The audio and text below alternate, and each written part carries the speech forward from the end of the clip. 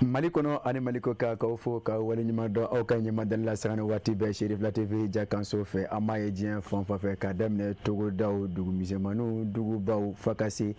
Mali jamana fa ba kono ya nyinama ke e kanuba ko Mali ko kan chamani musomo akabara ketawla ka fo ka wali nyima do dugubla o ka fisha la dawiye kuma dono kote hukum kono na yan sigi to yi angala dala jim kan ka anguma ko so ma dono mimbe sigi ka dan metene ka tabla alamsa 10h 11h Cherif La TV 120 ne yan sigi to yi o la date meka e bi ana inafo la dala jim kan angeme ka sigi sigi nyogonga jango kasika kanuba chamani musomanu ka onusonja hukumu konna na na manya ka fo barane a coyado wele blame mawdo mabi anamu na je ka masala jim kan kono on ngasana ngasuma anakola fo dikring la bela jene ma tilala ona fulta ka di kanuba ni kanuba ma o kelen go fo ko to no jamu fo mawyi ama damine kinibele en fanfe balma ke ni sokoma ama ni sokoma kon bashitila bashite de mado ambe alatano lati ne bi Cherif La TV sanfe bismillah le Madi Traoré association Kodanita janna so président ni so dana na sele no Cherif La TV dano ku be ka sele na hakino nyefo okay e président mi fo ki wal nodo association janna e Kodanita adura jumena we bon jangne buri la bon woni jangne bugo ami fo ki wal ni mado nambora amina amman fe amita mbalmage en sokoma aba an sokoma kon bashitila bashitala me mado bashiti wati na abisimilah Cherif La TV sanfɛ ok alhamdulillah jaranye ne tɔgɔ ko Alu Badara Traoré ne association Koda ɲɛta Janlasu o secrétaire général ye ne ok bisimilah Cherif La TV sanfɛ ne wati na an bɛ sɔgɔma dɔrɔn jɛmukan kɔnɔna na o la an bɛ taa hali bi fan dɔ in fana fɛ an bɛ to ɲuman dɔ fan fɛ n balimakɛ i ni sɔgɔma aba ni sɔgɔma ko ni baasi t'i la baasi foyi t'i la denbaya don bisimilah aba ni ci et toi ni jamu ne tɔgɔ ye Cɛmuko Jarayi ka bɔ association Koda ɲɛta Janlasu ne ye a mamuden ye n'a bureau mɔgɔ ye ne ye secrétaire administratif ye an b'aw fo ka wale ɲɔgɔn dɔn a ka wele jaabi la ka bɔ kelen-kelenna fo a taamasen na k'a fɔ a dankan na an nako tan a tɛ goya ye o b'a to an bɛ to jɛmukan kɔnɔ an bɛ se ka taa nɛgɛ kafejuru tigilamɔgɔ fan fɛ Banibakaw ka Abu Jabateba officiel n'a ka di Blaise Abu Jabati Lasakaw ka Abu do wanda do samekaw do o la bɛ taa ye min bɛ tali kɛ an dɛmɛbaa jɛkulu la a ka minnu salo kɛnɛ ye an ka sɔrɔ ka se ka na jɛmukan kɔnɔna na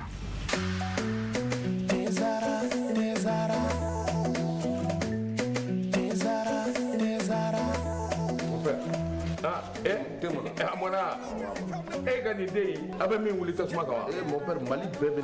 nin nɛnɛ b'a la Afrique bɛɛ nin ye infusé ye ka ji kalaya k'a kɛ te kan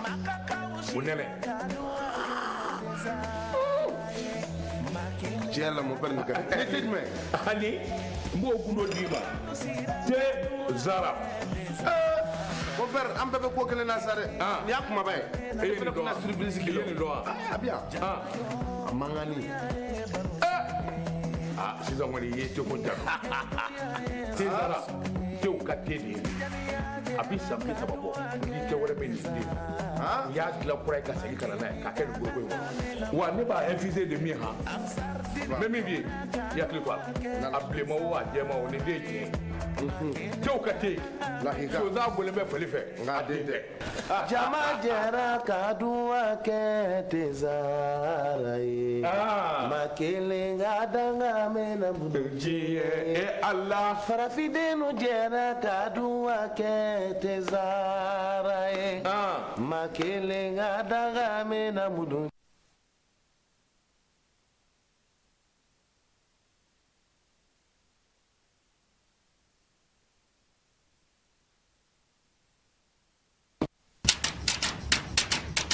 Malima muso ne de b'a fɛ ka na dumange wa kɛ bi ne kununga da langolo to na min nɔfɛ o na de bi to bi ni zamzam ka najini ngura bɔlen ye a bouillon épicé na poulet Malima muso e de b'a fɛ ka kɔ kɛ ladiya ni salati lale kɛrɛnkɛrɛnnen ye ni ka jɛgɛ kɛnɛ da sanfɛ fɛn min b'o dunja zamzam ka najini bouillon poulet ana épicé dun aw minnu ye sogo jeninaw ye wali kelen aw b'a fɛ k'a ka plat spéciaux la dumuni kɛrɛnkɛrɛnnenw gunu kelen min bɛ o la bi zamzam ka najini ngura bouillon poulet ana épicé dun Mali kɔnɔ Gawo kɔnɔ donso denbaya bɛɛ lajɛlen ka nisɔndiya n'i ka tobilen ye i jigi sɛmɛnjiri kɛ zamzam ka najini ngura bouillon poulet ana épicé ye o kɛ bɛ minɛ k'a nisɔndiya ni ka bila muɲa na n'a mago jɔra kunnafoni wɛrɛ la zamzam ka najini ngura bouillon a épicé n'a poulet kan a bɛ se ka wuli ka se bɛɛ ɲare la immeuble babu yara la Zavia kɛrɛfɛ rue 429 porte M1 walikɛla ka nɛgɛjuruku bɛ banba 76 80 0062 16 walikɛla 76 38 59 59 zamzam ka najini ngura bouillon poulet ana épicé duden bɛɛ lajɛlen wasara.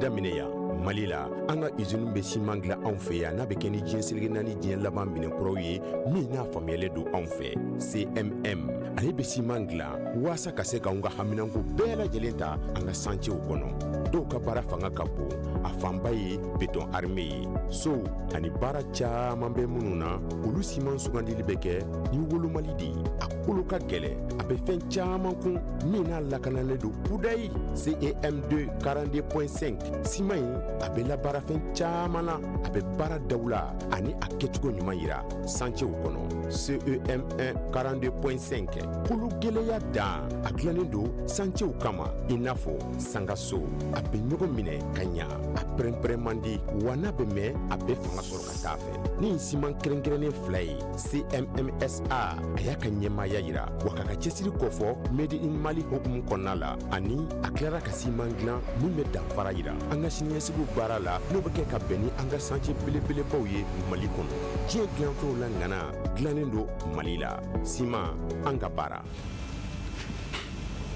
An taara nana bamanan ko tɛ ko dantɛgɛ ba tema sɔrɔ o la hali bi k'aw fɔ ka waliɲumandɔn k'a fɔ a sɔrɔlen bɛ Sirifila TV jakanso la sɔgɔmadon jɛmukan o don ni a ma ɲa k'a fɔ donkan tɛmɛnen kɔfɛ nin mun y'an kelen ka taa minnu salo kɛ juwafiyɛ kɔnɔ ka sanga ni baaraw bolodacogo ye o la san'an ka kuma di an ka dɔw ma welew ma an kɛmɛ ka baara min sigi sen kan ni o de ye dugu kunkanko o kalama ye an na fɛɛrɛ kɛ k'o kumabaw ni k'o salu k'o di kanuba cɛman ni musoman ma san'an ka sɔrɔ ka kuma di an ka maa welew ma ka o la an bɛ min ta o de ye jamana ka fasiri ye ni o bɛ histoire kɔfɔ ka sanga ni histoire ka bi bɔli ye ni o bɛ bɛn arabadon joro tile mugan kɔnɔntɔn sanba fila ni kɔnɔ wɔɔrɔ ma bɔlko 2,682 olu kɛmɛ ka tɔn sigi a kan k'a yira k'a fɔ min bɛ tali kɛ Senegali jamana masakɛkuntigi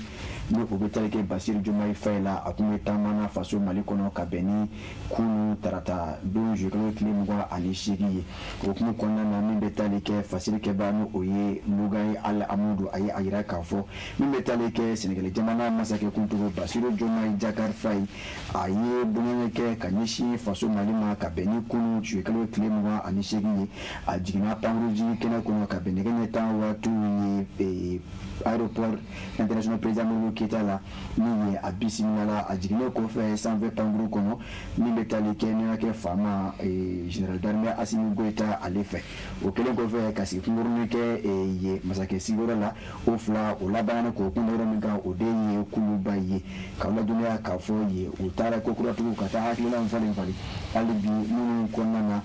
daw sera fɛn caman ma k'aw ladɔnniya k'a fɔ ka sanga ni a ka taama ye a kɛn bɛ k'a yira k'a fɔ baarakɛɲɔgɔnya taama ani bɛnɲɔgɔnya taama don o de kɛra ale fɛ ka se ka ɲɛsin faso Mali jamana ma ka sanga ni a ka laseliw ye a ye minnu kɛ ni kunnafonidilaw ye sigi kɔfɛ Basiru Jomayi Fayi ye a yira k'a fɔ ale nalen Bamako kɔnɔna na ni o bɛ Mali jamana faaba ko fɔ i b'a ye k'a fɔ ko bila ko tɛ baw faso Mali ani Senegali jamana n'i y'a ta lajɛ baarakɛɲɔgɔn de bɛ o ni ɲɔgɔn cɛ depuis lawale fo ka se bi ma a ko jamana dɔw minnu ye terenkan sigi ye n'u k'a ma ko les liens historiques d'amitié de fraternité de bonne bon voisinage ala bana ka yira ka fo ni ya ata ka lage faso mali ani Sénégal jamana de ala yira ka la kilo ko no o ye position géographique ye ba ye ka fo jamana do munu be nyon zoro gun sigila ako kuma ko nana ako ni nana akumbala kumelto ni jara ayira ye ko sebe ba ni ya ata ka lage ni jamana kuntigi jamana dalme asini guta ye akumbe kumelto la jatiga mina ko na fo o ye ke wali mali jamana ko ni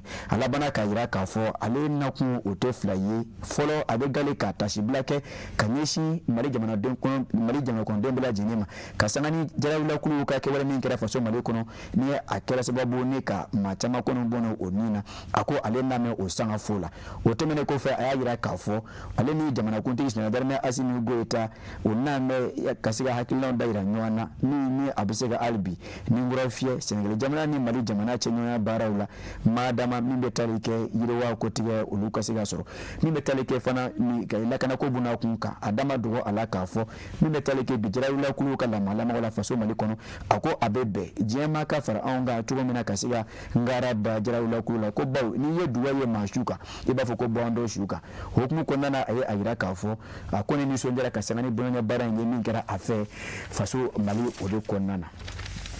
nanye esori blami betalike kanablanu oye independant ye amuta tiliala nanyo ta ameta min betalike kai kaufi kafo kai polisi kawo oye tigada masababu nyongu ka mishizondo akobara ni akera ofe iju kale claim ngoni nduru shu ka duguje claim ngoni worola ako kasana kuno fonye oye baye kafo mishi bisaba anu woro bonyongo ode shuena iju kale claim ngoni fla kabeni akile mwani sabaye dugula mi be silu munu kofo kusane yara maraka fo kono mana mina ni maminga mishuko ni shona utara atada fefintila mugo kuloka oluwe nyino ndo senga ore ato utara dudano obenji la kofo no obe kai anisa joni nyonche ye utara soro mishido koni be ni metalike kilometri tan dilo bonyonko be ani kai dugo nyonche okumu konana masawa bonyongo sigana ma olu soro la yetika dara oluka onongo nife polisi la ka ulabana ka alibi katoni nini munu ngara sababu alibi tugo na ukasiga tiga da mishu nunga ukona ira ka fok mara mina utara tiga da masaba nunga ne mishu dowi ukungene ka mishu famba fere kaba mishu famba fere le ukone tiga da uka alibi mishu to olu nini olu besina bawo fintira mo ira ira ka fo kasangani uka ulika joye madama kanyi kasangani directeur régional de la police de Kayno obe contrôle principal tapa uri de majalo ko fo aleka la ni akilna ye e baye ka fo ona oseko ni odama ira ke kanu fatu jamana nyama wa ka hakilna una chume na mishi munu ngoni tunume olu kasiga yi ako mishi tanu ulo vla bonyongo olu ko ni yata lage beef encore manka mishi tanu ulo vla de badje okuwa mishi tanu ulo vla munu badje olu ko ni me olu ka jola shuni kle janko obisiga tigada o mishi tanu ulo vla ka taka di atigla mugoma ko ka tusira to ne ka kalya ka yira ka fo mimbe talike ni nyonke wolela abedeli ka ke kai kele marabulo kono kasangani mado kumani tiga kundara aka ka yira ka fo akunye sagani bado ulufana shunye bekara kai marabulo kele kunana presila mo la bana kata tiga da oka ko lusero kata di otigma kato albi independant kono kata kalabankoro kaufi kaira kafu yi ba polisi la kawo kasana albi ni okawule ka joyi jogole claim wani flashu ka duguje claim wani sabala o yitiga da madoka samwa anan bunyonko atoga ode bekai mana mina no o yitiga da aka findila mo ko nin kele ka lara wulike utara soro marama fendo ko nin be aka globe juva kono marama fendo ngoni ndo ni ata ka lage ako ya mariate abolo mana mina ako mara o ko mako une arme à feu de fabrication artisanale o kele ngo fe ka tiga da aka e ba ka fo akele ngama ko kroni kono akume moto sanfe o kunde ayira ka fo ka fara marfenga ni metalike marfengere cartouche akunge me ka shore ka bankoi cartouche nane bonyongo okumala ani ka farafin chama wereka okuni yetiga da akamba osigana modu na manya ka fo jenkente emo ka yini marmafenye ka fo oyele ebulu ineta ere nyefo Facile que va Sarah Traoré aller de au facile agno au salo kabo indépendant au kono nanyo bla aneta nouvelle horizon konna na milo e nyeda kura ko fo aneta jafara be kaw fe kala duniya ka fo yi anga chefni tabaw min be talike anga wulu masire tabaw la ka sangani o ka dodo ye o labana ka dala dunu do sense kata jafara be anunu mbozo o min be alibi jene marabulu kono kala duniya ka fo ke wali akera ka beni je ko klem ngoni shegi samba fani ngoni woro yi eta major général des armées o ye agira ka fo ke wali ngoni akera ka sangani anga chefni tabaw uluka wulika jowi karido min be talike je ko klem ngwa ani woro la akera odela ka siga ke mi ke sababu ka siga dala dunu do senze katane ayi kata di yafma bala jafara be kawmo o mimbe tenengu o cercle kono fakase numbozo o mimbe kwa arrondissement kono jeni cercle kono kala dunia kafo anga chefni taba kasani okani deme ke walini o sira sababu kasika tani dumuni fin o toni binani ani shigi bononko munu mbela jeni be malo nono sukoro tulu ani onyon ko fo fakase frakeli fe manu obe fra ko fo kala dunia kafo ni ke wale ngoni jamana kunti ga haklina do min be talike male jamana fanje fa ma nyama bashi na darme asimi goita aleka haklina do alibi kasiga deme ta kanyeshi fase do mo o ma ejin fa fe kasanga ni ke wale ye chefi tabawo ke me ka gira kafo o seni o dama ira ni alibi kasiga deme tangane kishi ko ta ka di jamana ko ndo mbela jinema ina fo o kalinga shekera olufe chomina onake dema konti ale ya fasiri salo bo nouvelle horizon o konana na nyo bla tira ameminta o dey bamako wula ni o sorde bamako na sorde bamako ta amitawro mina o dey bamako juwa fie ba konna ye na kadiye sugu konnana ba kulumi sigileme wala sa kasika atlena faranyo kango mo comité régional de gestion des crises et catastrophes de Bamako o ye o kala dala sigeke bamako gouverneur konnana ni eta kalage sigi zenve o koni ye ayira kafo bi juwa fie koni asibe ko femme de la dununa wa mi metalike tajula essence ni gazole onu chama o fana o baden o koni bombe bi mali jamana fanchama fe sigi ngera ka benin tene dum je galo kle mo wolo samba fleur mo wori comité régional o ayira kafo la dala sigi mi abeke o fe anyama ya kunta me ka di mo gouverneur o yorema ni obe abla o kulubali kofo sigi ngoni asira akira sababu o kasiga hakilo daira nywana sugu lahala fokasi tajuni esanzu fokasi gazolo ulu lahala ma kasanga ni sigu ko ninkeli o ya ayira kafo kadam ne jogolo klem woni kilinga tabla klem woni worola mimbe tarike ayaf mabala dala dumi buna kumuka fokasi tajuma blango kono ako chama farala o blangora okano o stoku yi o labana ka ayira kafo o la nyini bami malaka ke abedo de nyama ka hatlina kono o beye kasika dala dumuni amake fe feye madama ne jama kondo mako dojo ala ka salo ka bo fon refe kamina we faso mali kono ako obeke ako mi yeke bar duma yo mitra jovia kono mina mbala kananga do utaka fe mvara songo ka ako oyeke bar duma yi okumo kono mi betalike yaf mabala DGCG uluka no rebala madam jawara kongo aba ale ko nga ko fo damina ay agira ka fo amedo na fo bi mi betalike essence o bade o koni blangorombe o talitirikini o 875 o bamunanga ni mafli kemeni nyamade 875 du da nyamade kemeni biro vla ani duru chawan sinu fo ya bamunanga to bebu ko ato gazoli ni ata kalage o fana o furu same bi mali fanjama fe ako o litri fana o 940 keme bi nyamade 940 kemeni bishegi ani shegi ako o litri ako kuma kona alabana kayira ka fo gaz bitani fana o fana bi ka fara oblaje ne kay baje ka fo jovia o konna na ako mi metalike yaf mabadala dunu fana na a conseiller aux affaires économiques et financières du gouvernement Mamadou Traoré ala yira ka fo jovia o kono bi fenchama kono bi mi ni abisiga ke sababu albi ka mo ka siga o nindunga soro ako ni ke wali inketo jamana nyama o fe o deye kasiga albi kasiga do fara kewaluka ani chesuruka janko mali jamana kono dun ulu kasiga onindungo soro o moko manya fona kasoro amakeni degu ani gele yaye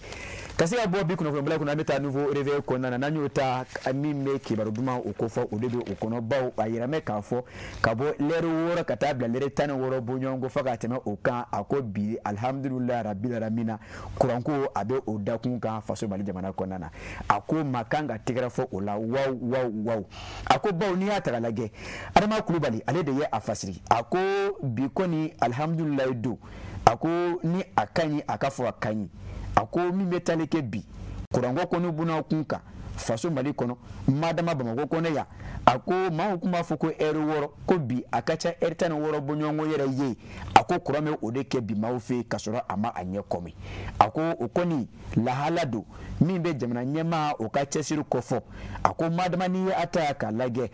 jamana nyama fura da mama e baje kafo kurango yi abe wuli ka jola janko fura da jonka se kasoro ola ako ni iya ataka lage bi kurango koni ningura kafia ala noya kado ala ako okoni uye kibar dumaye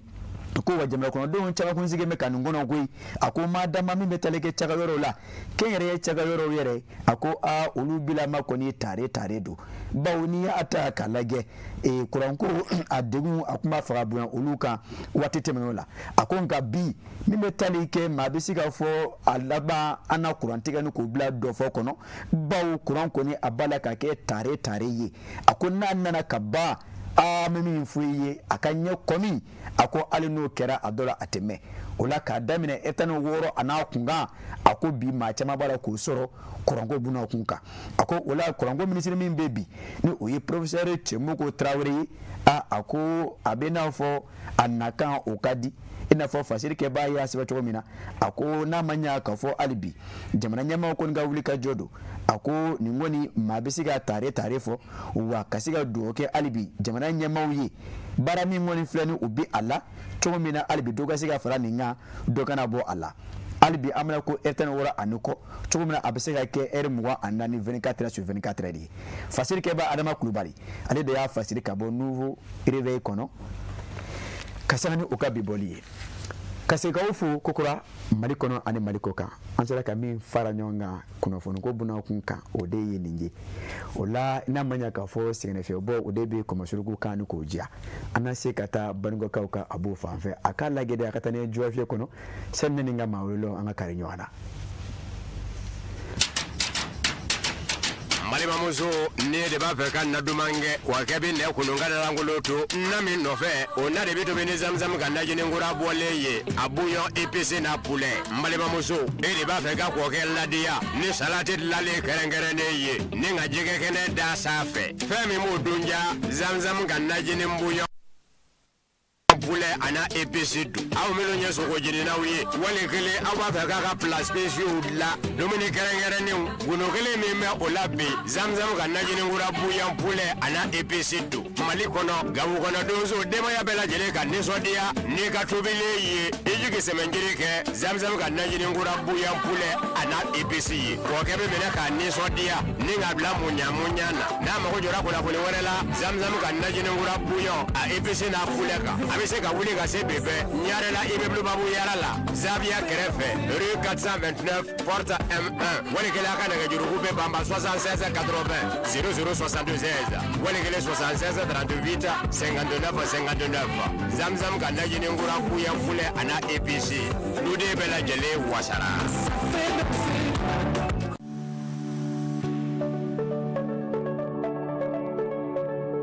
abebida mineya malila anga izinu be simangla anfe ya na be keni jinsilge nani jin laban minen kroye mi na famele do anfe CMM ale be simangla wasa kase ka unga haminango bela jelenta anga sanche ukono do ka bara fanga kapo afambaye beton armée so ani bara chama be mununa ulu siman sugandili beke ni wolu malidi akulu ka gele abe fen chama kun mina lakanale do pudai CEM2 42.5 simai abe la bara fen chama la abe bara dawla ani aketugo nyuma yira sanche ukono CEM1 42.5 kulu gele ya da aklane do sanche ukama inafo sangaso abe nyogo mine kanya aprempre mandi wana be me abe fanga soro katafe ni siman krenkrene fly CMMSA ayaka nyema yayira wakaka chesiri kofo made in Mali hokum konala ani aklara kasimangla mume damfara yira anga sinyesibu barala no beke ka beni anga sanche bele bawye Mali kono je glanfo la ngana glanendo Malila sima anga bara une desarade ka kenya ani lafiya sabati bela jeli farkolola akadi ko jugu Nimebia garan baro be nyaga wa bɛɛ lajɛlen ɲɛda bɛ walawala n'u ye le min kaban dɔrɔn bɛɛ lajɛlen bɛ nisɔndiya ne ko jɔn de star yɛrɛ mais aw ka kuma ka ca sa ne de ye star ye ne ka di wa n bɛ dumuniw timiya ne de ye lɛzara ye ne ka di denmisɛnninw ye wa mɔgɔkɔrɔbaw kɛrɛbɛ tɛ k'aw to ne mini na a b'aw kolo sigi k'aw mɔdiya o de y'a to ne ka di denmisɛnninw ye kosɛbɛ aw yɛrɛ fɛ jumɛn de ka di ani jumɛn de bɛ n'an cɛɲa ne de don tomate concentré zara ne kelen pe dɔrɔn awɔ nka an bɛɛ de ye star n'aw ko dumuni sanuman caman a ye tobilikow la sanbalaɲɔgɔn sugandi n'o ye zara ka dumunifɛnw ye a bɛ sɔrɔ mali feereyɔrɔ bɛɛ zara ye nouveau soleil sarl ka produit dilannenw ye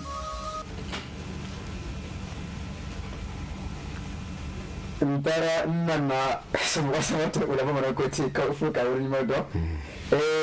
ma ɲina k'a fɔ jamukan ni waati in na an bɛ direct kan Sirifila TV sanfɛ an bɛ direct kan an ka bɔlɔlɔw sɔrɔ cogo bɛɛ lajɛlen na a Facebook fo ka se a YouTube ma an bɛ direct kan ni waati in na maaw sɔgɔlen bɛ se ka to an na o la nin yɔrɔ la ka Siyaka Kulubali fo bamanan maatigi Kulubali Masani Moriba ka Siyaka Kulubali fo a ka cɛsiri la kosɛbɛ Siyaka Kulubali o la an bɛ se ka don jamana kɔnɔ jabaden n'an ye Siya fɔ an bɛ yɛrɛ fo e bolonɔden ta o ye yɔrɔ dɔ Ala k'i kisi bɔdimi tɔɔrɔ ma o la président n taara nana dandegebate o la anw ye kɔrɔfɔ daminɛ na k'a fɔ aw bɛ jɛkulu dɔ tɔgɔ la n'a fɛ ka mɔgɔ hakili jigin jɛkulu in tɔgɔ la hali bi ok d'accord yani ka mɔgɔ hakili lajigin o la Semara an b'i yɛrɛ fo kosɛbɛ ka Sirifila télé baarakɛla bɛɛ lajɛlen fo k'an lajɛbaga jɛkulu bɛɛ lajɛlen fo o tɛmɛ kɔ k'an karamɔgɔ Seku Umar Hayidara an ka foli belebeleba b'a ye an bɛ dugawu k'a ye fɔ ko jamana kɔnɔ an bɛ dugawu k'a ye ni Ala sɔnna ma kana ɲuman sɔrɔ ni Ala sɔnna Ala ko k'a n'a taama ɲɔgɔn bolo ami an bɛ dugawu k'a ye sijan kɛnɛ laban Ala bolo Ala k'o d'a ma Ala k'a mɛn kɔrɔ ni ale ye bi tuma na an nisɔndiyalen bɛ Mali kɔnɔ et puis an bɛ waso n'a ye voilà o tɛmɛna kɔ a don yen i n'a fɔ n y'a fɔ kuma daminɛ na cogoya min na ne ye Mamadu Tarawele association Kɔda ɲɛta Janglasu voilà association tɔgɔ de ye o ye voilà sisan association ye a hakilina nana aw la cogo di voilà maintenant hakilina nana na cogoya min na an ɲɛ b'a la an bɛ sigida la tiɲɛna yɔrɔ nɔgɔlen don fan bɛɛ donnen don ɲɔgɔn na mɔgɔ t'a fɔ mɔgɔ ye ko a y'a dabila bon an nana ye an yɛrɛ dama an ye ɲɔgɔn concerté ka se ka fara ɲɔgɔn kan k'a lajɛ an bɛ se ka mun de kɛ pour que an ka sigida bɛ se ka sanuya n'i y'a mɛn i bɛ dɛmɛ ɲini mɔgɔ fɛ o ka sɔrɔ i yɛrɛ de ye dɔ kɛ fɔlɔ pour que i ka laɲini bɛ se ka sɔrɔ o kɔnɔna na an kumana ɲɔgɔn fɛ donc ka hakilinaw di ɲɔgɔn ma k'a lajɛ an bɛ se ka mun de kɛ donc o kɔnɔna na an ye hakilinaw di ɲɔgɔn ma k'a lajɛ an bɛ mɔgɔw fara ɲɔgɔn kan cogoya min na ani ka mɔgɔw hakilina ɲini pour que an bɛ se ka bɔ gɛlɛya nin kɔnɔna la o kɔnɔna na mɔgɔw ye an jaabi bon an kun sigilen sen i b'a ye nɔgɔ de bɛna don i kan walima i b'a ye kɔkɔnaw la i bɛ fɛn cɛjugu dɔ y'a kɔnɔ c'est à dire minnu yɛrɛ tɛ se ka ɲɛfɔ bon kan bɛ wagati n'an fara ɲɔgɔn kan ka hakilinaw ta o ko ninnu kan ka bɔ a donna ka na se bi ma ni mɔgɔ min tun bɛ yɔrɔ in bɛɛ ni sera in bi i b'a dɔn k'a fɔ ko ni maa ninnu sigilen tɛ voilà sisan o la président k'i fo kibaruya dɔn n bɛ segin secrétaire général ma k'a fɔ secrétaire général o la aw ka jɛkulu in a ka baaraw bɛ Janginɛbugu de couvrir wa tellement a kɛ mɛ ka yɔrɔ dɔ de ciblé a ka baara in kɔnɔna na yani n ka don kuma kɔnɔna na Samara Sanogo an bɛ i yɛrɛ fo kosɛbɛ ka Sirifila TV lajɛbaga bɛɛ lajɛlen fo anw ka association ka baara a dan tɛ Janginɛbugu dɔrɔn ye a bɛ secteur saba in bɛɛ lajɛlen kofɔ bari an bɛ baara kɛ a saba bɛɛ la o secteur saba ye jumɛn a fɔlɔ o ye Janginɛbugu ye filanan o ye Layibugu ye sabanan o ye Surakabugu ye ka d'a kan ni ko y'a mɛn ko Janglasu Jang o ye Janginɛbugu tɔgɔ tigɛlen Su Lab o ye Layibugu tɔgɔ tigɛlen Su o ye Surakabugu tɔgɔ tigɛlen o kumana an ka baara bɛ nin secteur saba bɛɛ lajɛlen kɔnɔna na an bɛ nɔgɔ kɔni kɛlɛ ani ka min ye waleya dɔw bɛ olu bɛ kɛ an ka kɔdawolow la ani an ka bɔlɔnkɔnɔnaw na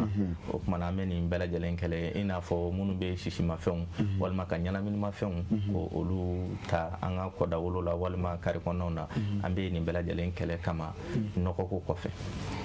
donc sisan ni ne y'a faamu jɛkulu don min kɛ bɛ kɛ i tɛgɛ yanga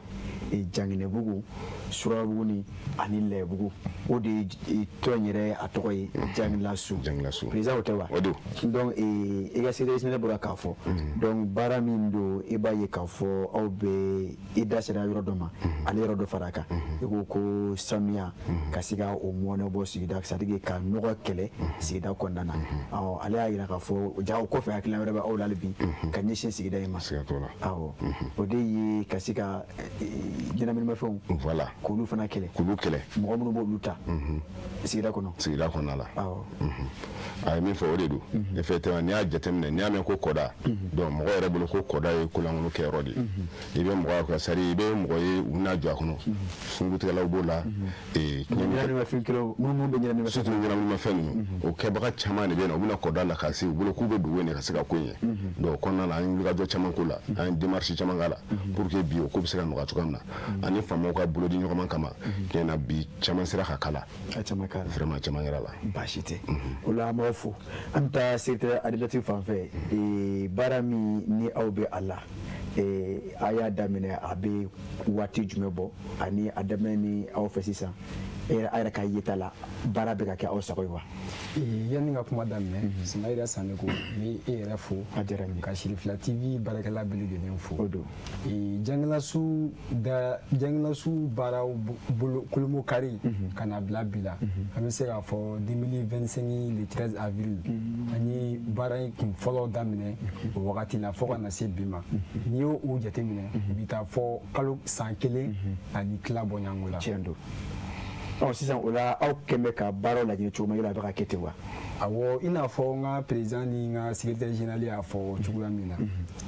Janglasu sigi kunba fɔlɔ o de ye an bɛ se ka nɔgɔ kɛlɛ cogo di sabula an y'a jateminɛ tiɲɛkolen kɔ dɔrɔn tɛ mais pratiquement n'i ye Bamakɔ fo ka taa se Mali kɔbolo ma mɔgɔw kɛlen bɛ ka kɔbolo ninnu kɛ ɲamanbɔnyɔrɔ ani ko kuntan caman de ye Janglasu yɛrɛ sigi kun fɔlɔ o ye k'o dɔ de kɛlɛ an bɛ baara laɲini kun ye min ye an bɛ se k'a fɔ laɲini 50% atteint parce que pour le moment an sera ka dan sigi kɔkɔdan yɛrɛ ɲamanbɔn kan fɔlɔ n'o ye kun fɔlɔ ye an bɛ se k'a fɔ bi tabarikala mɔgɔw y'a faamuya ko kɔkɔnɔdan tɛ ɲamanbɔnyɔrɔ ye laɲini filanan ni o ye wale jugu minnu bɛ ka kɛ kɔkɔnɔ an bɛ o siratigɛw kan ka taga i n'a fɔ président y'a fɔ cogo min na ani polisiso ɲɛmaaw bolo bɛ ɲɔgɔn bolo à chaque fois an yɛrɛ b'u ye kɔjugu ninnu fɛ u bɛ tagama bɔ walasa n'u ye kolankolonw ye u bɛ se ka dan sigi olu la cogo min ni faamuna o la se hakilina faamuyala ni ma fili minnu bɛ k'an lajɛ nin waati in na o ye tɔmɔta sɔrɔ o la mais président bɛ segin ma aw ko aw y'a sigi walasa ka se ka ɲama bɔnni ni ka dansiri o la kɔ kɔnɔ yɔrɔ o kɛlɛ aw kɛ cogo di ni a ma ɲa k'a fɔ ɲama tun bɛ bɔ kɔ kɔnɔ yɔrɔ a kɛlen bɛ ka o yɔrɔ cogo di ni ɲama bɛ mɔgɔw bolo a tigi b'a kɛ cogo di voilà o ɲininkali o diyara n ye kosɛbɛ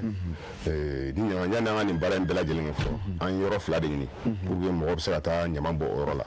donc vraiment farada sugu ani yɔrɔ dɔ bɛ kɔ kɛrɛfɛla n'u ko ko maloforonin donc an y'o yɔrɔ 2 yira mɔgɔw la donc k'a kɛ ka mɔgɔ sigi olu kunna donc maintenant kalo la i bɛ 300 sara pour que kalo kɔnɔ i bɛ t'i ka ɲama bɔ ni kalo sara i bɛ 300 wɛrɛ sara pour que i ka ɲama bɔ parce que n'o ko mɔgɔ ma k'a ye nin dabila f'i ka sira wɛrɛ de fana yira u la min b'a to ko bɛ se ka nɔgɔya u ma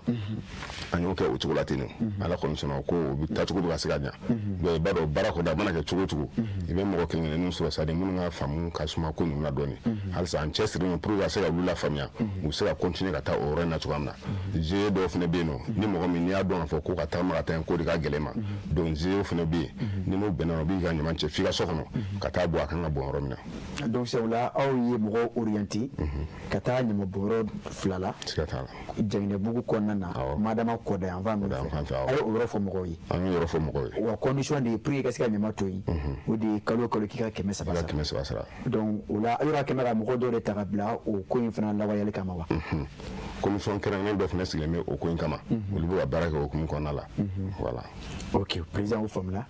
k'i fo k'i waleɲuman dɔn secrétaire général an bɛ segin ma an bɛ samiya na aw yɛrɛ ka interview a bɛ deli ka tɛmɛ ni jamukan kelen kan ka sababuya kɛ salon samiya ɲɛkɔrɔ an wulila ka s'aw ma k'a fɔ ni san nana o fana y'a degun gɛlɛya yan b'a fɛ ka dɔn samiya mana se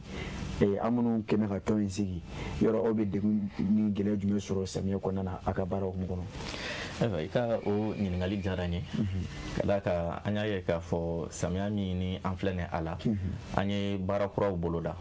ka da ka ni biɲɛ kurabɔ tɛ taa wɔyɔ kɔ mɔgɔw degelen ko la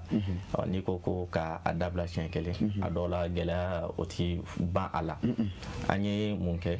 ni san nana sisan donc i b'a ye an bɛ an ka mɔgɔw dépêcher ka gilet d'u la donc u bɛ yaala bɔlɔn kɔnɔnaw na alors ka mɔgɔw bali walasa u kana ɲamaw bɔn ji fɛ ani u kana a ta k'u bɛna kɛ kɔ la walasa ji ka taa n'a ye. O kumana min ka kuma tigɛ ni san nana mɔgɔw bɛ bɔ ni ɲama ye k'a to carré kɔnɔ wa? O bɛ kɛ. Ji fɛ ji tɛ b'a bila ji fɛ u b'a bila kaniko kɔnɔnaw na donc u yɛrɛ ka fɔ la ko o ye bonus ye donc wari sara t'o la foyi t'o la nka b'a ye k'a fɔ o fɛn in kɔlɔlɔba bɛ a la. Nka donc sisan n'u y'o bila o ji fɛ o bɛ taa min? O bɛ t'i ka boli laban min ye kɔw kɔnɔna ye i b'a ye fana pɔn min bɛ yen ni croix-rouge ye o kɛra o sababu ye ka di an ma ɲama in fanba de bɛna ka na dɛlɛn o sen na i b'a ye k'a fɔ ji fɛnɛ tɛmɛni bɛ gɛlɛya o bɛ kɛ sababu ye ka ji walankata fo ji man ka se yɔrɔ min a bɛ taa se a bɛ tiɲɛni kɛ tuma dɔw la bananiw bɛ y'a la tuma dɔw la mɔgɔ dɔw yɛrɛ bɛ yen nɔ olu bɛ tanya ka sababuya kɛ o ye donc o de cadre kɔnɔna na an b'a ye ni san nana an bɛ mɔgɔw labɔ walasa ka faamuyali ta k'a di mɔgɔw ma u kana kɛ sababu ye ka kɛ nin ko ninnu waleyabaga ye an ye sensibilisation caman kɛ a ko la an ye vidéo kɛ o tɛmɛnen kɔfɛ ka bɔ yen nɔ an donna duw yɛrɛ kɔnɔ ka ɲɛfɔli kɛ nin bɛɛ lajɛlen fɛnɛ tɛmɛnen kɔfɛ ka bɔ yen an ye dununfɔla yɛrɛ bila a ka yaala nin secteur saba bɛɛ kɔnɔna na min ye Janginɛbugu Layibugu ani Surakabugu kɔnɔna ye walasa waleya min ni a bɛ ka kɛ mɔgɔw ka se ka a dabila ani sugu kɔnɔnaw fɛnɛ na n'o ye Farada sugu yɛrɛ ye cikan sera nin bɛɛ lajɛlen na. Ok, o la an b'aw fo ka waleɲuman dɔn hali bi an bɛ tɛmɛ ni ɲininkaliw ye an bɛ taa secrétaire administratif o fan fɛ k'a dɔn k'a fɔ aw ka yɔrɔ n yɛrɛ taara munumunu a kɔnɔ n'i y'a ta k'a lajɛ a sɔrɔlama salon samiyɛ ani ɲinɛ samiyɛ kɔ in a tɛ kelen ye yɔrɔ aw ye kɔ bɔra wa secrétaire administratif n'a bɔra n'a ma ɲɛ k'a fɔ a bɔra a bɔkun ye ji ka tɛmɛ ye yɔrɔ kɔ bɔli ni bi cɛ a kɛlen bɛ ka mesure wɛrɛ kura fana bila parce que ni kɔ kɔni bɔra o b'a yira k'a fɔ ko yɛlɛma dɔ b'a la ka don secrétaire administratif. Awɔ ni fo i ka nin ɲininkali la awɔ kɔ bɔra a bɛ wagati ni bɔ mɔgɔ min kɛra kɔ yɛrɛ bɔli sababu ye n bɛ profiter k'o tigi fo ni o ye Musa Tarawele n'o b'a fɔ o ma Bill an ye wele lase Bill ma ko a ka n'an dɛmɛ yaasa an ka kɔ bɛ se ka bɔ an ye cogo min sabula an y'a jateminɛ k'a fɔ ji bɛ kɔlɔlɔ min don kɔdala somɔgɔw kan a fanba fɔlɔ an t'a fɔ ko kɔ bɔli baliya dɔrɔn don nka o jɔdaba b'a la o le sera a ma a nana a ye kɔ bɔ an ye kɔ bɔlen an ye o kɔfɛ an y'a jateminɛ k'a fɔ n'i y'a mɛn ko kɔ bɛ labɔ a bɛ girin de a bɛ fa de mun de b'a girin mun b'a fa o ye caman min sɔrɔ an yɛrɛ ka wale juguw fɛ n'o ye ɲama bɔnni ye kɔ kɔnɔnaw na kɔ bɔlen kɔfɛ an ye baara fɔlɔfɔlɔ minnu boloda o de ye ka don dukɔnɔmɔgɔw kan du minnu bɛ kɔda wolow la fo ka taa se kɔ kɔfɛlaw ma ka taa se misiriw ma an donna bɛɛ kan k'a ɲɛf'u ɲɛna nin wale min ye n'an continuera nin fɛ a bɛ se ka kɛ sababu ye mɔgɔ min ye kɔ labɔ an ye a bɛ se k'a la décourager o de hukumu kɔnɔna na u fɛnɛ sɔnna u y'a lamɛn an bɛ taalen halisa o de siratigɛ kan ɲaman tɛ bɔn kɔ in kɔnɔ en même temps ani wale jugu minnu bɛ kɛ k'olu bali. Président ɲama tɛ bɔ kɔ kɔnɔ wari jugu minnu bɛ kɛ k'olu bali yɔrɔ e y'a fɔ cogo min na baara mana cogo cogo dɔw kɔni bɛ yen olu bɛ min fɔ ye o miri kɔnɔ dagoya yɛrɛ yɔrɔ a bɛ olu kaw dɔw sɔrɔ wa. Effectivement. A bɛ mɔgɔ sɔrɔ minnu b'a fɔ a ye an bɛ kɔ ye bɛɛ ta ye koyi an y'a to an ka taa bɔ a b'olu mɔgɔw sɔrɔ wa. O caman bɛ sɔrɔ. n'olu ta kɛra a b'o kɛ cogo di. O kelen de don parce que n'i y'a jateminɛ jamana in kɔnɔ sariya jamana de don sariya in bɛ yen bɛɛ de ye an tɛ mɔgɔ min ka kiiri tigɛ a yɛrɛ an kan ka tɛmɛ sira o sira fɛ an tɛmɛna bɛɛ lajɛlen fɛ k'a daminɛ sensibilisation na k'a dabila ka dunugosilaw bila ka don sugu kɔnɔna la k'a daminɛ i n'a fɔ bi an yɛrɛ bɛ yan nɔ chef-lieu la cogoya min na pour que ka se ka laseli kɛ mɔgɔw bɛ se ka fama o n'a ɲɔgɔnna caman o tɛmɛnen kɔfɛ donc mɔgɔ n'i sɔrɔla la jamana kan ka sariya min boli kan n'i lasera yen donc olu de bɛ baara kɛ o cogo la ten nɔ o de la an bɛ ka yɛrɛ fan bɛɛ fɛ ka kuma mɔgɔw fɛ waleya min u ka se k'a dabila n'i m'a dabila n'i sɔrɔla la ɲangini b'a la min ka bon kosɛbɛ ɲangini b'a la wa ɲangini b'a la kosɛbɛ pénalité sanction b'a la wa kosɛbɛ yɛrɛ de mais président ayiwa n'o don ayiwa baasi tɛ kosɛbɛ yɛrɛ o la ɲama kɔni n'i y'a ta a lajɛ ni san nana an balakaw de bɛ bɔ n'a ye ka caya nka duma kɛ cogo cogo sɔrɔ dutigi de b'a la yɔrɔ aw ka jɛkulu in sigitɔ aw ye dutigiw ladɔnniya a la wa maa dama minnu bɛ kɔdayanfanw fɛ a ye a sera olu caman na wa o kɛra a caman yɛrɛ dutigiw caman b'a dutigi caman ba n'u u kulo b'an na nin wagati yɛrɛ la u b'a dɔn k'a fɔ ko min kɛra an kan ka mɔgɔw lafaamuya ni sira sɔrɔ an y'a kɛ hali n'a ye mɔgɔ min sɔrɔ waleya in na n'a cɛman ye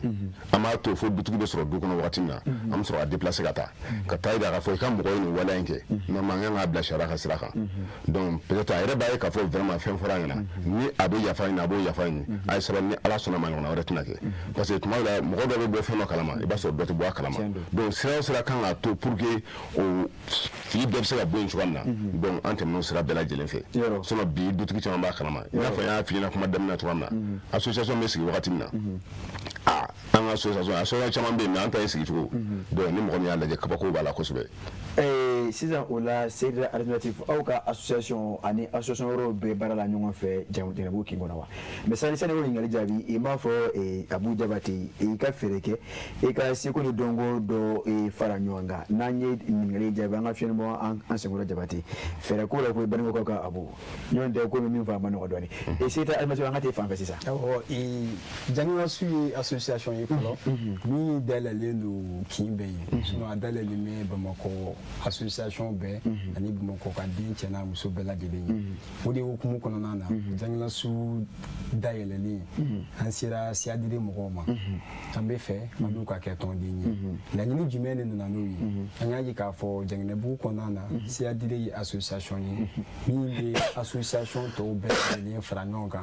walasa Jɛnɛbu laɲini min ye o bɛ se sabati cogo min o de siratigɛ kɔnɔna na an sera siya diri mɔgɔw ma o fana ye wele jaabi u ko baasi foyi t'a la ni aw kilina de ye dugu baara ye aw kilina de ye dugu tagaɲɛ ye anw fana dayɛlɛlen don aw ye Jɛnɛbu kɔnɔ bi ka taa o avril la fo ka na se bi ma ani siya diri mɔgɔw de bɛ ɲɔgɔn bolo ka baaraw bɛɛ lajɛlen kolomokari ɲɔgɔn fɛ o kɔfɛ tuguni ni bɔra Jɛnɛbu gun kan n bɛ taa Lɛbugu fana gun kan Lɛbugu fana u ka jeunesse faralen ɲɔgɔn kan ka association min fana kɛ ye don n'a nataw la an bɛ ka kow boloda walasa Jɛnɛsu kana kɛ Jɛnɛbu dɔrɔn ta ye Jɛnɛsu ka kɛ i n'a fɔ a tɔgɔ b'a fɔ cogo min na kin saba in bɛɛ k'a yɛrɛ sɔrɔ a kɔnɔ kin saba in association a sifin tɔn a musojɛkulu tɔn fo ka taa se a maakɔrɔba tɔn ma o bɛɛ k'u yɛrɛ y'a kɔnɔ sabula n'i ko ko kɔ kin kelen tɛ se ka fɔ kɔko la ayi kɔ ye dankun ko de ye kini bolo yan fan fɛ u bɛ taa kin dɔ kɔnɔ n'i ma bolo yan fan fɛ u bɛ taa kin dɔ kɔnɔ n'i ko k'i ko o kɔ baara kɛ o tɛ taa cogo si la ka sɔrɔ i ni o kin kɔnɔ mɔgɔw aw ma jɛ ka kuma aw ma jɛ ka baaraw boloda ɲɔgɔn fɛ ni tiɲɛ Seyida Alternative ka kuma a ɲɛna kosɛbɛ Banikɔkaw ka Jabate n y'a dɔn labɛnw sabati bɛ dɛ ni labɛnw sabati bɛ voilà Ala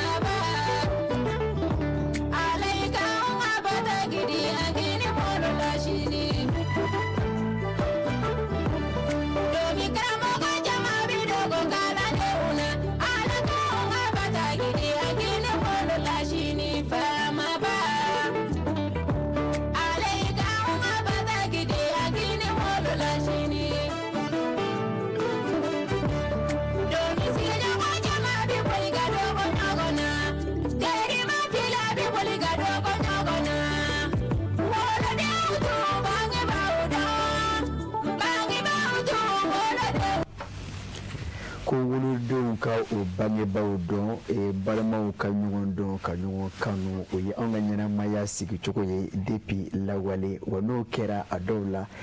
sigi o de bɛ diya o la an bɛ se ka don jɛmukan kɔnɔ kokurato an bɛ ɲininkaliw ni k'a ta k'a tinko hali bi ɲuman bolo yan fan fɛ secrétaire général ɲininkali min bɛ yen n'an n'o ta k'o sɛmɛ e la o de ye bamananw ka kuma don ko sɛmɛcogo ɲuman o de bɛ sanfɛ yiri tigɛ ja n'i ma fili yɔrɔ aw ka baara ye aw bɛ fonctionner cogo di jɛkulu kɔni sigila mais a musaka ko buna kun kan ani aw bɛ balo cogo di comment vit votre association ka o ɲininkali o fana diyara n ye an ye tɔn in sigi tɔn in sigilen kɔfɛ an y'a ye k'a fɔ tɔn tɛ se ka taa musaka dɔw bɔli kɔ yanni ko dɔw ka na fɔlɔ an ye bɛnkan kɛ n'o ye assemblée générale fara ɲɔgɔn kan ye o min kɔnɔna na a wolola k'a fɔ tɔnden kelen kelen o kelen kelen na kalo o kalo o kumana bɛɛ lajɛlen ka dɔrɔmɛ 100 sara o bɛ bila kɛsi kɔnɔ n'an bɛ boliboli minnu kɛ n'an bɛ baarakɛminɛnko minnu lajɛ o kumana o musaka ninnu bɛ bɔ o wari ninnu na n bɛ se k'a fɔ an ka association sigilen ni bi cɛ an bɛ ka fonctionner ni o wari ninnu de ye fɔlɔ. tɔndenw yɛrɛ ka ci kan sara o min bɛ sara kalo 100 o tuma a tɔndenw ka ca dɔɔni wa a ka ca alhamdulillah a ka ca mais aw kɛmɛ ka wari kalifa joona a t'o di ne ma cɛ wari bɛ yɔrɔ min bɛ yen de sisan wari bɔra ne tun b'a fɛ ka don tɔn na nka ne ma ɲɛ doni ko a bɛ wari min bɔra kalifa ɲini ne yɛrɛ la sa président bɛ kɛ baasi ye wa n'o tɛ baasi ye ayiwa ne ko n tɛ en tant que danaya bɛ yen ka ban o baasi ye a ma danna wa ayiwa wariko la danaya bɛ yen nka tuma dɔ a tɛ sɛgɛsɛgɛli bɛ nin yɔrɔ in na a bɛ an ka wari marala fo n'o ye mamadu npa jaabi ni ale ka dankan ye musa tarawele k'u fo kosɛbɛ ka da ka baara min kalifalu u la an b'a fɔ u bɛ k'u cɛsira sisan wariko ma nɔgɔ a bɛ ne fara mamadu npa jaabi kan a bɛ ne don ale ni musa tarawele ni ɲɔgɔn cɛ sɛgɛrɛ y'a fɔ cogoya min na ko danaya tɛ sɛgɛsɛgɛli bali a y'a sɛgɛsɛgɛ a ye maden ne sɛgɛsɛgɛ bila la o la bɛɛ bɛ to jɛmukan kɔnɔ waati b'a la ka taa an bɛ taa hali bi secrétaire administratif ni o ye sɛbɛnnikɛbaa ye n'i ye a taga lajɛ secrétaire administratif ɲininkali min bɛ ni n'o taa ni k'o sɛbɛn e la o de ye k'a fɔ yɔrɔ baarakɛɲɔgɔn bɛ aw la wa nanzarakan na ma ko partenaire musaka ko bɛna kun ka financier walima minnu yɛrɛ bɛ ka dɛmɛ ni baarakɛminɛw ni partenaire n'o ye partenaire technique ye misi Samayira min fo kura ka tali kɛ i ka nin ɲininkali kan sabula n'i ye jɛkulu fɔ i n'a fɔ n ka secrétaire général y'a fɔ cogo min jɛkulu tɛ taa musaka ko a tɛ taa dɛmɛbagaw kɔ o yɔrɔ de la an bɛ CADD fo vraiment an b'u fo u ka wuli ka jɔ la sabula Jangalasu dayɛlɛli ka se fɔ bi ma Jangalasu ye partenaire clé fiable min sɔrɔ n'o ye partenaire jɛlen min bolo dayɛlɛlen ma o ye su ani tile o de ye CADD ye n'an ka minɛnko wulila n'an ka fɛn o fɛn wulila olu de b'an dɛmɛ a siratigɛ bɛɛ lajɛlen na u seko ani u damayira la o ye CADD kɔfɛ partenaire min bɛ Jangalasu la o kɔni o ye Jɛngɛnɛbugukaw ani Lɛbugukaw ani Surakabugunikaw de sabula olu ka fila ani olu ka dɔrɔmɛ o de bɛ fara ɲɔgɔn kan ka peluw san o de bɛ fara ɲɔgɔn kan ka buletiw san fo ka taa se ji minnu bɛ di mɔgɔw ma ani gan fo ka taa se fɛn wɛrɛ minnu ni mɔgɔw b'a ye jaw ni fɛnw na o la tiɲɛna an b'i fo o la président sisan ni maa b'a fɛ ka don Jangalasu kɔnɔ yɔrɔ ne ko a bulonda a datugulen o tɛ dayɛlɛma ka bila de i b'a fɛ ka don i bɛ don cogo di voilà a dayɛlɛlen don bɛɛ lajɛlen a donni ka nɔgɔn kojugu vraiment ni mɔgɔ min b'a fɛ ka don c'est à dire yɔrɔ fɛn o fɛn n'i bɛ don c'est à dire laɲini dɔ de bɛ tɔn mɔgɔw bolo u bɛ min ɲɛf'i ɲɛna min kan ka kɛ min man ka kɛ voilà ka se ka don kun fɛ donc c'est ça groupe créé len don bɛɛ lajɛlen donc ni bɛɛ la groupe sanfɛ fɛn fɛn bɛ passer information bila a bɛɛ bɛ bila o sanfɛ pour que baara ka se ka kɛ ni sera secrétaire administratif ma ni sera segal fɛnɛ ma donc directement u bɛ walawala kɛ ni sera ne yɛrɛ fɛnɛ ma i kan ka don cogo min na a bɛ ɲɛf'i ɲɛna sinon gɛlɛya foyi t'a donni na a da kɔni yɛlɛnnen don 24 heures sur 24 heures bɛɛ lajɛlen sisan o la mɛ ni mɔgɔ mako bɛ Jangindaso la yɔrɔ sisan mɔgɔ bɛ k'a lajɛ jabaranin na Jangindabuguka dɔ bɛ yen walima Lɛbuguka dɔ bɛ yen walima Soroboka dɔ bɛ yen a b'a fɛ k'aw lasɔrɔ a tigi b'aw lasɔrɔ cogo di yɔrɔ sɔrɔ kɛrɛnkɛrɛn de bɛ aw la wa tellement a bɛ kɛ cogo di ouais sɔrɔ kɛrɛnkɛrɛn bɛ an na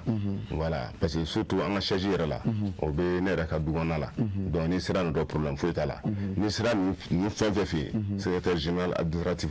donc vraiment sira dayɛlɛnnen don awɔ baasi tɛ o la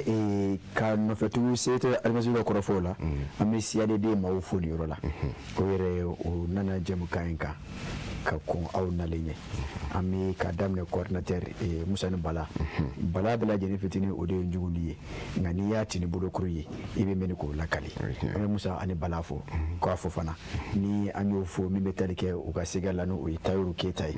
an b'o fo a n'an yɛrɛ ka professeur Jɛnɛ Pɛnkiliba dakuruɲɛ kelen ka CDD tɔnden bɛɛ lajɛlen fo o ka wuli ka jɔ la o bɛ min kɛ Janginɛbugu a yiriwali kɔnɔna na an yɛrɛ an ye o caman seereya ni olu kɛra aw ka partenaire fiable ye o man ka balima la bon olu ko k'olu ta ye k'i yiriwali bunakun ye aw fana ta ye o ye i b'a ye k'a fɔ kɔnɔ minnu kɔni ka mankun ye kelen olu bɛ pan ɲɔgɔn fɛ donc o la an bɛ CRD fo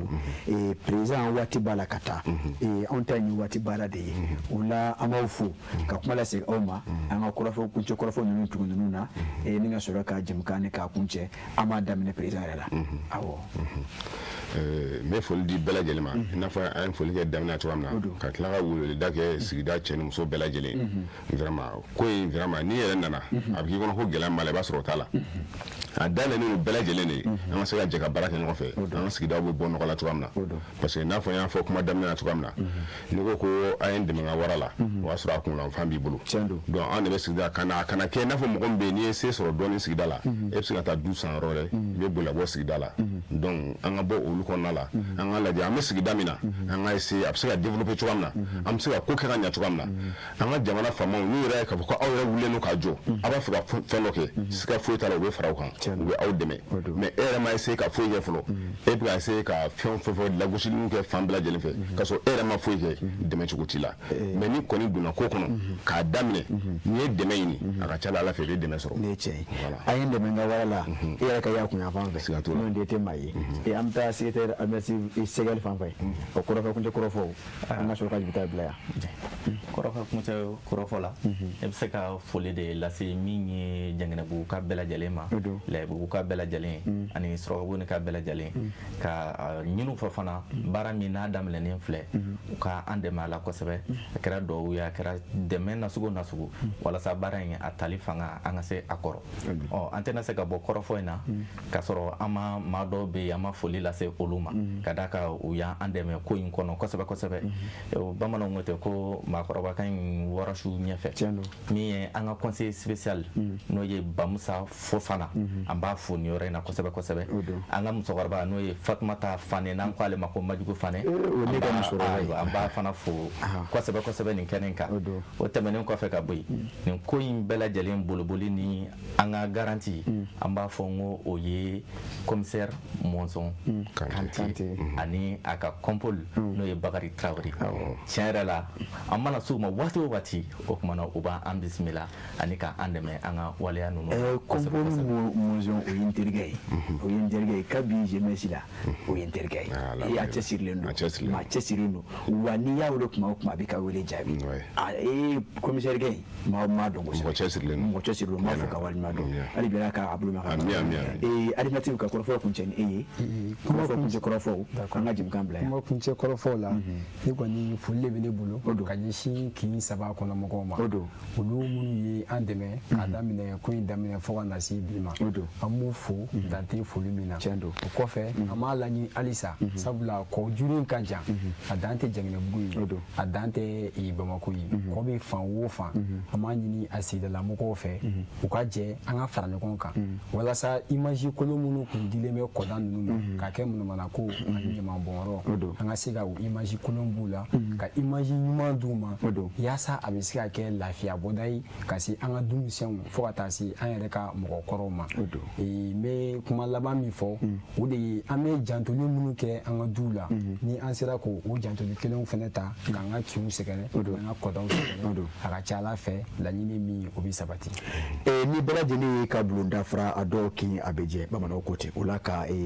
président Mamadu Tarawele k'i fo k'i waleɲuman dɔn secrétaire général Alu Badara Tarawele k'i fo secrétaire administratif Cɛmugo Cɛbile Jara k'i fo k'i waleɲuman dɔn aw ka taamasen na ani kɔrɔfɔ minnu fɔra an y'a jigiya k'a fɔ maaw ye tɔmɔta sɔrɔ a la o la nin waati in na an bɛ aw fo kokɔrɔtugu aw ka wele jaabi la sɔgɔmada in na ka ala dɔnniya k'a fɔ an ka foli an bɛ ladara o ye an ka sababu ɲuman Mali silamɛtɔw ka fara ɲɔgɔn kan an b'o conseil islamique Mali maa ɲɛma Mali silamɛ diinɛ ɲɛmaaw ka jɛkuluba groupement de restitution musulman maa ɲɛma silamɛya dɛmɛtɔn an sara yɔrɔ an fana karamɔgɔ Seydou Sherif Usman Hayidara nin waati in na a bɛ taamana kɔnɔ jamana kɔnɔna na an bɛ a fo ni ka waleɲuman dɔn ka dugawu kɛ a ye sijan kɛnɛ ani labɛnko ɲuman ala k'o di cɛkɔrɔba ɲuman in ma an b'a kalifa setigi ala la taamako ɲuman ani nako ɲuman kana yɛrɛ ɲuman sɔrɔ ala k'o k'an ye n'an ye o fo an bɛna Buwake Sherifukɛ bɛ yen Mohamed Lamine Hayidara an b'a fo ka waleɲuman dɔn an b'a fo k'a fɔ hali bi ala ka sijan ani kɛnɛ da fana ma n'an bɔra an bɛna Mali kɔnɔ Fɔnbabugu Sherifukɛ min ye moto kura san ka di ne yɛrɛ ma o de ye Aliyu Bukari Hayidara ye an b'a fo Sofarakaw ka Sherifukɛ ka waleɲuman dɔn ka dugawu k'a ye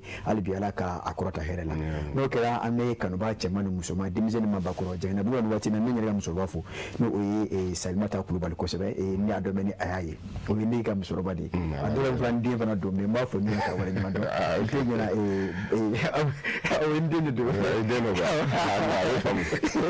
la ka bila ne fɛ ka waleɲuman dɔn dibi baarakɛbaa o de ye Banikokaw ka Abu Jabate a tɛgɛ tun bɛ nɛgɛ kɛrɛfɛ juru la a b'a la k'an ten ci dɔw ɲɛ kan a bɛ ka dɔw ɲɛ jɛni k'o bɔ jango jɛmukan an ka se ka daŋanamaya k'a fɔ ka waleɲuman dɔn fan dɔ in fɛ ka jaw cɛri diɲɛ bɛɛ ɲini kan n y'a fɔ cogo min na an kun bɛ direct ka Facebook YouTube ani ma fili an bɛ direct ka nin bɛɛ lajɛlen kan o sababu ɲuman o de ye Saka Kulubali Fanakaw ka Saka Jɛnkaw ka Saka Bamanan matigi Kulubali Masani Moriba k'a fɔ ni ka waleɲuman dɔn k'a fɔ la ka sijani kɛnɛ d'a ma ka baarakɛla bɛɛ lajɛlen fo yɛrɛ ci kɛ ɲuman na ni maa n'i ko k'i b'i ɲun da i b'i jugu ni k'olu caya o la bɛɛ lajɛlen ka foli sɔrɔ sigi bɛ kɛ jɛmukan in ka bɛn ni su janfara 22h30 ka taa bila 30 la sigi bɛ kɛ a kan ni ala y'o yira an na o la sini 10h 11h ne ni aw an bɛ ɲɔgɔn sɔrɔ ka jɛmukan kura ko o danganamaya o la an b'a fɔ ala ka diɲɛ waati wɛrɛ yira an na.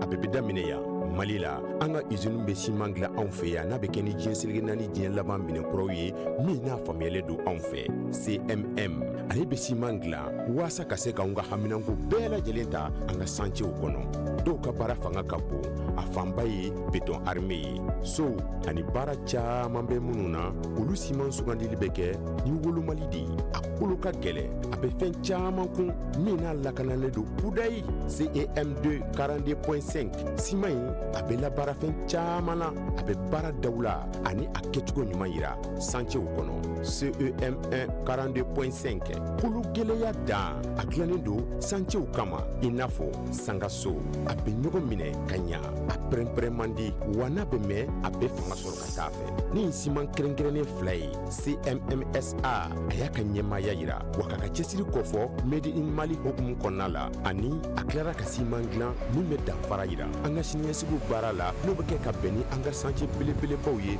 Mali kɔnɔ diɲɛ dilanfɛnw la ŋana dilannen don Mali la siman an ka baara.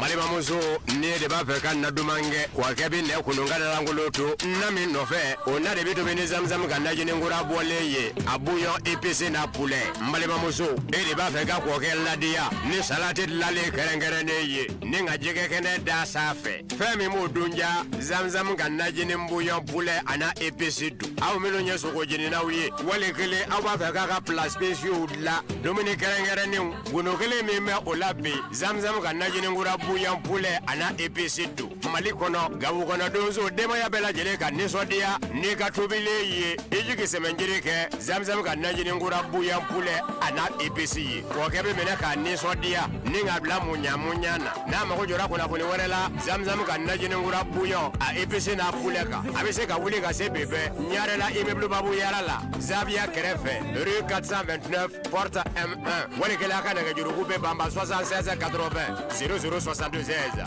walikɛla 76 48 59 59 zamzam ka najini ngura kuyan fule ana APC dude bela jele wasara.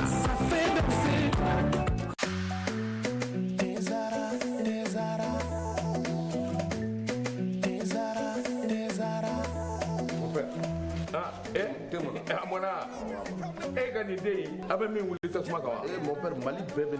ni nɛnɛ bara ni Afrique bɛɛ ni nɛnɛ ni ye infusé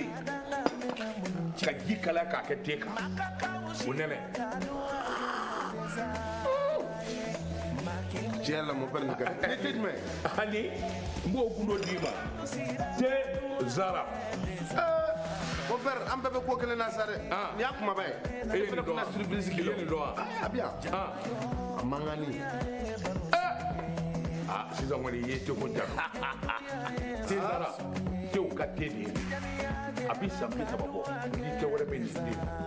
n y'a dilan kura ye ka segin ka na n'a ye k'a kɛ nin goroko in kɔnɔ wa ne b'a infusé de min han n bɛ min f'i ye i hakili to a la a bilenma o a jɛma o nin den ye tiɲɛ ye tew ka te sonsan golen bɛ fali fɛ nka den tɛ jama jɛra ka duwa kɛ tezara ye ma kelen ka danga mɛna diɲɛ ala farafidenu jɛra ka duwa kɛ tezara ye ma kelen ka danga mɛna mudun tiɲɛ ye ala tezara